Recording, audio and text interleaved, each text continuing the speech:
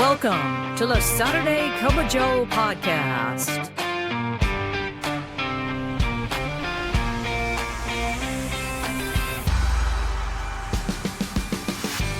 This podcast is dedicated to EAS employees of the U.S. Postal Service and members of the National Association of Postal Supervisors. So, pour yourself a cup of coffee and join us for today's episode. And now, here's your host, Robert Wakefield. Good morning, Branch 32, and good morning, NAPS family, wherever you are listening. It is a pleasure to have you here. A lot of you have discovered us on YouTube. That's right, we have a YouTube channel now. NAPS Branch 32 has that, and you can catch all of your episodes right there. We got a great show lined up for you, but I forgot to tell you who I was. I'm Robert Wakefield, president of Branch 32. Thank you. All right, now that I've got it in order, let's go ahead and pour that first cup.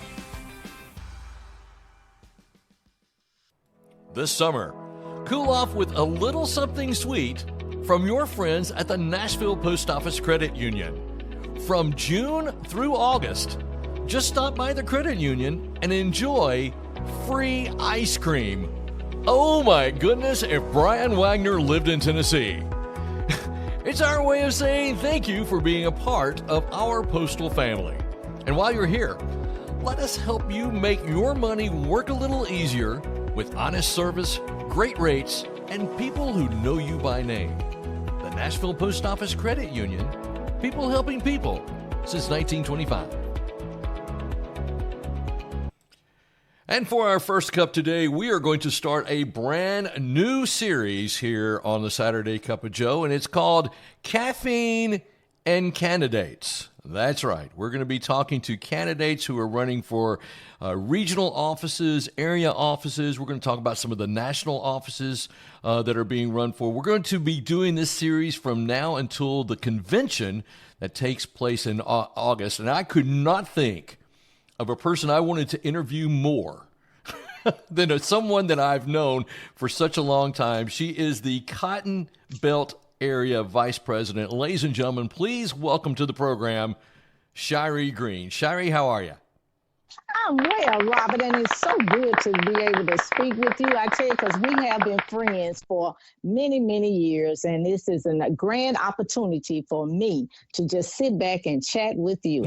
And thank you so much. Well, you're welcome. Now, listen, when we talk about, now this is crazy. I'm going to throw something at you that you're not prepared for. I got to thinking about how long we've known each other, and I joined NAPS in 2006.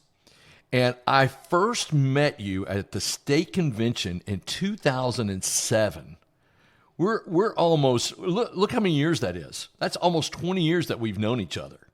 That almost, you're right, because we're coming upon the 20 years. That's right.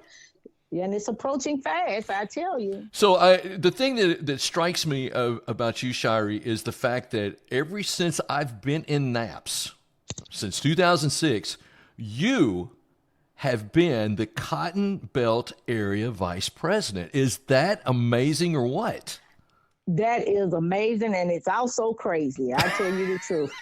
Didn't expect to be here this long, I tell you, but I'm here, and I'm here at the will of the people. Let me ask you this question. When you first ran for CottonBelt Area, what was your expectations? What did you think the job was going to be like? Well, I really didn't think it entailed just what it does. I thought it was, and which it does, represent all the people of the three states that I'm responsible for: Arkansas, Oklahoma, and Tennessee. But did not realize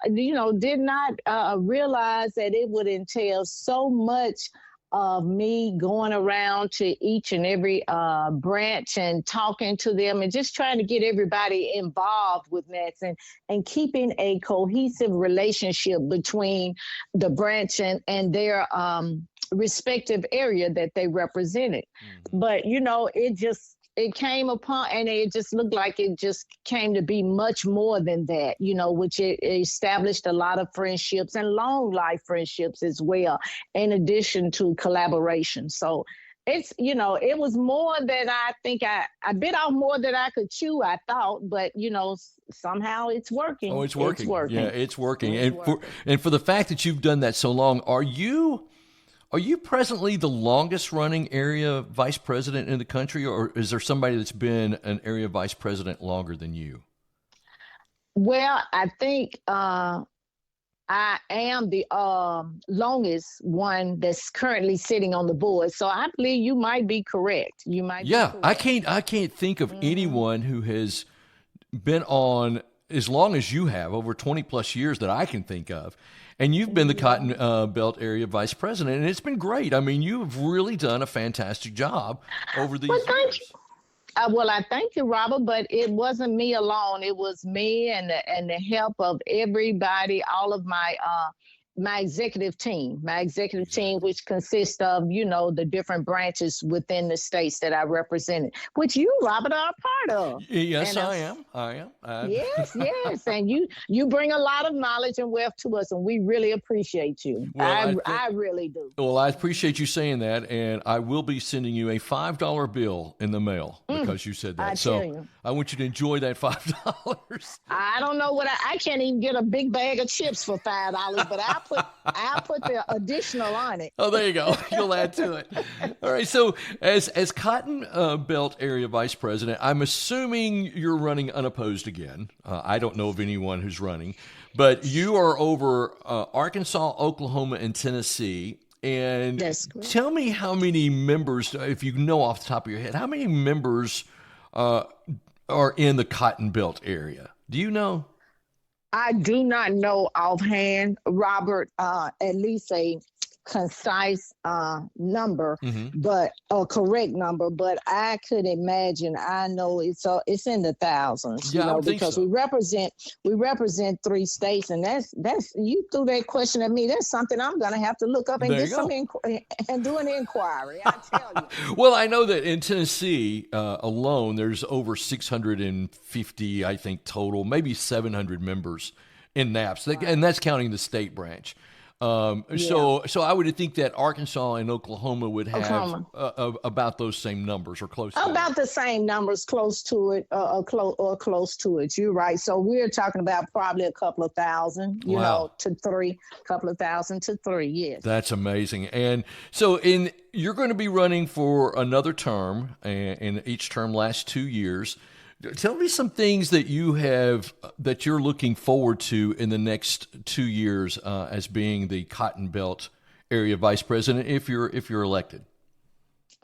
Well, if I'm elected, I do plan on still focusing on membership, increasing the membership, but not only just in numbers, but getting the membership involved. In addition to the membership, training, trying to provide training that's needed and in all areas. Really, everybody needs the training because the Postal Service does not have adequate training as it used to back when you and I were in the service. Sure. That we were working at the time, and so it's just, our EAS are thrown out there on the job and not given tools to work with. And I plan to, like I say, incorporate more training, leadership abilities, and membership. Exactly. And then involvement, because we have a lot of, as you know, we have new members, and the new members that we sign on, they're like very new to the post office. And we're talking about, it's not like, you wait 5 and 10 years before you actually get an EAS appointment. Now they get EAS appointments within 1 year, 2 years, exactly. And that's very new, and they don't really know how the Postal Service really works and the functions of it, even though it changes, and it has changed from year to year, the dynamics of the Postal Service. But membership is a main thing, maintaining the membership in addition to getting them involved. The involvement is really what we need, the involvement from our EAS I love because, that. because we are just, and they look at us as dinosaurs, but no one wants to take on the roles. And Right. so we're trying to move them up the ladder where they can step in because we're not going to be around always. And, we just need more involvement. And that's what I intend to work on. That's And so good. hopefully we can be successful. Yes. I love the fact that you said maintaining the membership, because maintaining the membership is not just seeking out new members. It's helping the members that we have right now. That's correct. Helping the ones that we have, and then so they can become astute to what their rights are and the responsibilities as an EAS. Because as I tell a lot of them, you signed up for this. You rose your hand that, hey, you applied for the position. So now you need to learn what the position is about and focus on it and, make yourself better and enhance your career with it. That's exactly right. So we've got a couple of more minutes left to go. So your main goal is maintaining membership. What are some things that you've learned over the past 20 plus years of being the area vice president for the CottonBelt area? Well, I've learned that, we have to work together. And, something is happening in my area, down in the CottonBelt area, and it's happening one way, and up in the eastern area maybe another. So we collaborate with each other to try to come up with ways to challenge things. But then also we want to make sure that everyone knows that we're in partnership with the Postal Service. Right. That's your job. That's your livelihood. But we're here to make sure that there's a seamless transition from craft to EAS, and then that, we all work together to find one common goal, and that we treat each other with dignity and respect. I know it's written in the AM, but it's written, which means that it needs to be enhanced, and that we need to make sure that everybody is treated with dignity and respect, and that we, just respect one another. I love that. I love that. Well, Shri, it is such a pleasure to have you on the Saturday Cup of Joe podcast and with the Caffeine and Candidates series. It's just been great having you on, and I want to get you on in the future if I can. You can, I tell you, and I'm going to charge you about $10, so. And then that way I know I can get a bag of chips and pay the taxes as well. There you go. All right. Shri, it's always a pleasure talking to you. Thank you so much for being on the podcast today, okay? And I thank you for the opportunity. Enjoy your day. It's never too early to start a financial adventure. This summer, we're helping our youngest members reach for the stars with a special boost to their savings. Open a new youth savings account with us and watch how fast your money grows. As a bonus, we will add $25 to your child's youth savings account when it's opened and enter them into a drawing for a chance to win a new iPad. The Nashville Post Office Credit Union, people helping people since 1925. And for our second cup today, I always like to take the first weekend and kind of preview the obscure holidays for the month. But what I'm going to do during this series, I'm going to shout out the weird holidays that are coming up during that week. So that'll be a good thing. Now, today is June the 6th, and today, of course, is D-Day during World War II, where the soldiers went into France and really liberated. It was the turning point of World War II. So that is today. It's also Yo-Yo Day today. So if you have a yo-yo, go get that thing out. Tomorrow, I need to make sure that Brian Wagner hears this. Tomorrow is June the 7th. It's Chocolate Ice Cream Day, which I know he will certainly want to celebrate. June the 9th, we have Donald Duck Day and International Omelet Day. I love omelets. So, and I love Donald Duck, just not in an omelet, I don't guess. Finally, a couple of more of these. We have on June the 10th, it's Ballpoint Pen Day. That's the day that you can celebrate the ballpoint pen. And finally, on the last one that we're going to do is on June the 11th, we have National Corn on the Cob Day. Now, I'm not making any of these things up. I look up June obscure holidays on the internet, and this is what it puts out there. So be sure to get out there and celebrate all these days. We'll do this for the entire time we're doing the Caffeine and Candidates series. Really appreciate Shri Green kicking this off with us. I've known her, like I said, for over 20 plus years, and I liked her the first time I met her. She was just bubbly and fun, and I tell you what, you get her fired up, she's ready to go. I think it's great.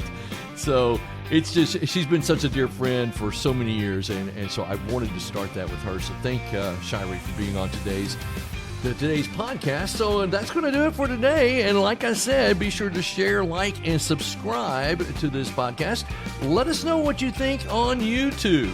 Leave us a feedback on YouTube. Send us a message. We'd love to hear from you. You can send us a message also via the NAPS Branch 32 website at napsbranch32.org. All right, that's going to do it for today. Thanks so much for listening. And remember, every great weekend starts with a great cup of joe. We'll see you next time. Thank you for tuning in to the Saturday Cup of Joe podcast.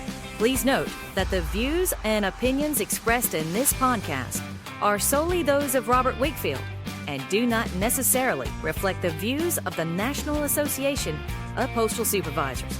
We welcome your questions and comments, so send those to SaturdayCupOfJoe@gmail.com.